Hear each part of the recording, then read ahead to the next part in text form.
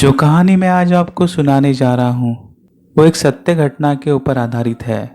और ये कहानी हमारे एक चैनल के सब्सक्राइबर ने मुझे कही है और उसने अपना नाम गुप्त रखने के लिए कहा है। उस रात उसके भैया और भाभी खंडाला की एक पार्टी से लौट रहे थे। खंडाला की घाट में काफ़ी सारे ट्रैफिक होने के कारण वो ट्रैफिक में फंस गए थे। आते आते बहुत सारा ट्रैफिक जाम उनको लग गया था। इसकी वजह से घर पहुंचते पहुंचते उन्हें काफ़ी देर हो गई थी और उसी जंगलों के रास्ते से वो अपने घर पहुंच रहे थे। अचानक से एक जगह के ऊपर आकर उनकी गाड़ी रुक गई। बहुत मेहनत करने के बाद भी गाड़ी शुरू नहीं हो पा रही थी। भैया और भाभी दोनों भी टेंशन में आ गए थे क्योंकि वो जंगलों वाला रास्ता था और गाड़ी ऐसी जगह पे फंस गई थी कि आसपास कोई भी नज़र नहीं आ रहा था।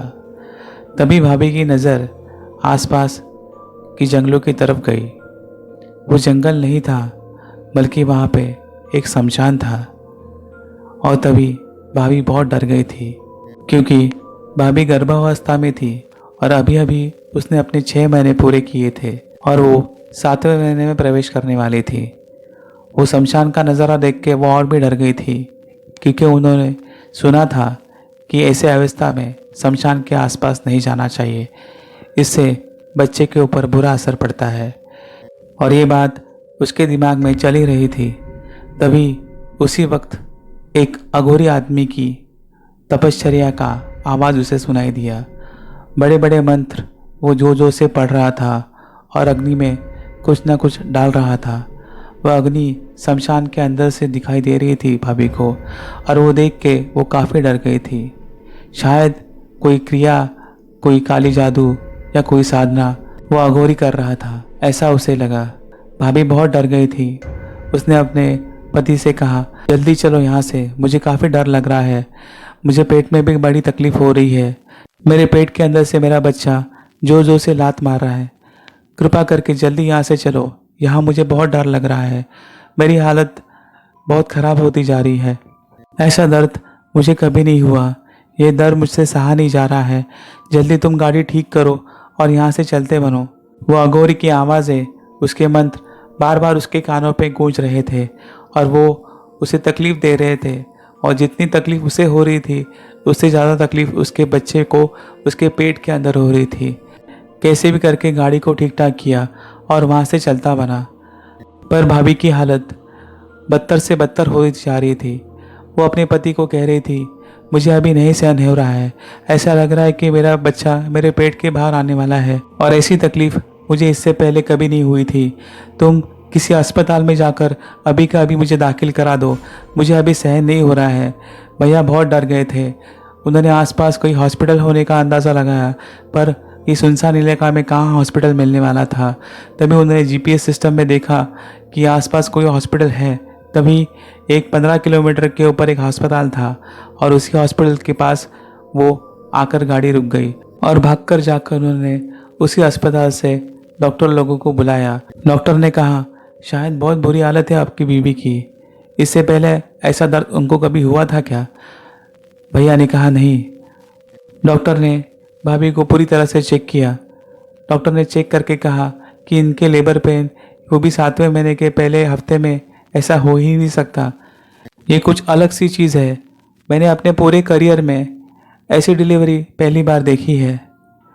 तभी भाभी बहुत ज़ोर से चिल्लाने लगी। उसे वो दर्द सहन नहीं हो रहा था। डॉक्टर ने कहा, मुझे अभी इनका इमरजेंसी में ऑपरेशन करना होगा। शायद ये बच्चा बच भी सकता है या नहीं, ये मैं गारंटी नहीं दे सकता। तभी वो भाभी को ऑपरेशन थिएटर में लेके गए। आधे 1 घंटे के ऊपर हो चुका था पर अभी तक अंदर से कुछ खबर नहीं आ रही थी। तभी अचानक से ऑपरेशन थिएटर से एक जोर से चीखने की आवाज़ आई और थोड़ी देर के बाद डॉक्टर बाहर आ गए। भैया बहुत टेंशन में आ गए थे कि अपने बीवी का और बच्चे का क्या हुआ, ये उन्हें समझ नहीं आ रहा था। डॉक्टर ने कहा कि आपकी बीवी और बच्चा दोनों भी सुरक्षित है पर बच्चा बहुत ही वीक है। ये कर डॉक्टर थोड़े शांत हो गए। तभी भागते भागते पीछे से एक नर्स आई और डॉक्टर से डरते डरते उसने कहा कि डॉक्टर जो बच्चा अभी पैदा हुआ है वो वो बड़ा बड़ा होता जा रहा है। इससे पहले मैंने ऐसा बच्चा कभी देखा नहीं था, क्योंकि जब भी वो बच्चा हुआ था तो बड़ा छोटा था। अभी वो सेकंड सेकंड से बढ़ता जा रहा है। उसका जो आकार है वो नॉर्मल बच्चे से भी बहुत बड़ा बड़ा होता जा रहा है, और वो उसकी आंखें, उसके दांत, उसके नाखून बढ़ते ही जा रहे हैं।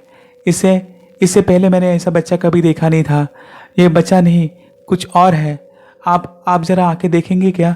वो बच्चा नहीं, शैतान मुझे नज़र आ रहा है। तभी डॉक्टर भाग भाग के और भैया भी भाग भाग के उसके पास गए। तभी वो बच्चे का रूप उन्होंने जो देखा वो कुछ अजीब सा था। वो बच्चा था ही नहीं, वो कुछ अलग तरीके का शैतान जैसा ही दिखाई दे रहा था। डॉक्टर ने और भैया ने जैसे ही बच्चे को देखा वो पागल से हो गए। उन्होंने देखा कि अपना बच्चा इतना बड़ा बड़ा होते जा रहा है, उसकी आंखें लाल लाल दिखाई दे रही हैं, उसके नाखून बढ़ते जा रहे हैं, और उसके दांत कुछ अजीब तरीके से जैसे कि किसी शैतान के होते हैं वैसे नज़र आ रहे थे। तभी पीछे से एक दाई माँ आई और उसने कहा कि हाँ, ये शैतान ही है, ये इंसान का बच्चा हो ही नहीं सकता। तभी डॉक्टर ने कहा कि अब हम क्या करें? ऐसा मैंने साइंस में पहली बार देखा है कि इस तरीके के बच्चे जन्म लेते हैं। तभी दाई माँ ने कहा, अभी इसे कोई पॉइजन का इंजेक्शन दे दो और इसे मार दो, नहीं तो इसका जो आकार है वो बड़ा बड़ा होते जाएगा और ये हम सबको ख़त्म कर देगा। ये इंसान नहीं है, ये शैतान है। तभी दाई माँ ने पूछा, तुम जब आ रहे थे तुम्हारे साथ कुछ अघटित घटना घटी थी क्या? तभी भैया ने कहा, हाँ, हमारी गाड़ी एक जगह पे फंस गई थी जहाँ पे एक शमशान था, और वहाँ पे कोई अघोरी अपनी साधना कर रहा था। उसके मंत्र मेरी बीबी के कानों के ऊपर गूंज रहे थे और तभी उसे बहुत तकलीफ हो रही थी। दाई माँ ने कहा, वो मंत्र नहीं थी, वो काली जादू थी। वो काली जादू का ही असर है जिसकी वजह से ये बच्चा ऐसा पैदा हो गया है। इसे मार दो, नहीं तो ये हमें मार देगा। तभी डॉक्टर ने उसे पॉइजन का इंजेक्शन देकर उसे मार दिया, और दाई माँ ने कहा कि ये मरेगा नहीं, ये फिर से जिंदा हो जाएगा। इसे ऐसी जगह दफनाना होगा जहाँ से वो कभी वापस ना आ पाए, क्योंकि छोटे बच्चों को जलाया नहीं जा सकता, इसलिए उसे ऐसी जगह पे दफनाओ जहाँ से वो वापस कभी नहीं आएगा। तभी भैया ने अपने बच्चे को उसी अवस्था में लेकर अस्पताल के पीछे एक पुरानी जगह थी, वहाँ दूर जाके सुनसान इलाके में उसे खड्डा खोदकर उसे वही दफना दिया, और वो अस्पताल में लौट आए। दाई माँ ने कहा, ये बच्चा कभी नहीं मर सकता जब तक इसका अंदर का अंश जिंदा रहेगा, इसलिए उस जगह पे आप कभी मत जाना, और आप जाओगे तो बच्चा आपके साथ वापस चला आएगा। इसलिए अपनी बीबी को भी कह देना कि वो आपका बच्चा मरा हुआ पैदा हुआ, और यहाँ पे आप फिर कभी मत आना, क्योंकि आपके बीवी का ही वो अंश है और वो अंश उसे हमेशा बुलाएगा। अगर वो गलती से भी आपकी बीवी इस जगह पे फिर लौट आई तो वो उसे भी मार देगा। इसलिए हमेशा ध्यान रखना कि वो इस जगह पे फिर कभी ना आए। मेरे भैया और भाभी वो मनुष्य अस्पताल से हमेशा के लिए चले गए। आज सालों बाद वो अस्पताल के बारे में मैंने पता किया तो हॉस्पिटल वही है, पर उसके पीछे लोगों ने एक गेस्ट हाउस बनाने का सोचा था। पर जहाँ पे वो गेस्ट हाउस बनाने का लोगों ने सोचा, वहाँ पे कोई गेस्ट हाउस बनने को तैयार ही नहीं था, क्योंकि जहाँ पे वो गेस्ट हाउस बनाया जाता था उसी जगह के नीचे उस शैतान को दफनाया गया था। इसी वजह से वहाँ पे कोई गेस्ट हाउस नहीं बनता, ना कोई दीवार खड़ी होती है।